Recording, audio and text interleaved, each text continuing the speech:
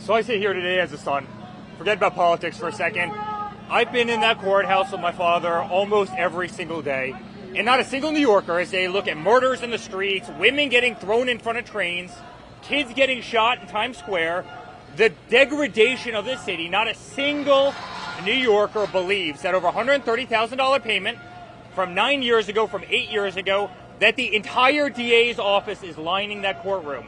They're sitting there, they're laughing, they're giggling. This was their moment. This is how they embarrassed Donald Trump. This is legal lawfare.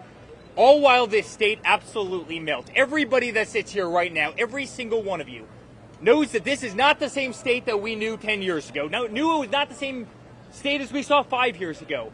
You have total degradation of New York State because the only thing that Alvin Bragg wants to do, only thing that Letitia James wants to do is criminally prosecute Donald Trump. And they're doing it for one reason. They're doing it because they have a political vendetta. They're all funded by George Soros. That's what this is. This is political lawfare, and it absolutely has to stop.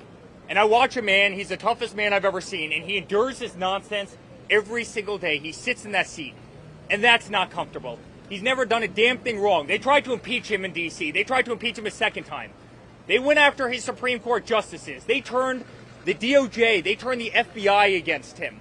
They couldn't stop him. When that didn't work, guess what they did? They went after his family. They went after me. 110 subpoenas later that I've received. I've never gotten so much as a parking ticket. 110 subpoenas.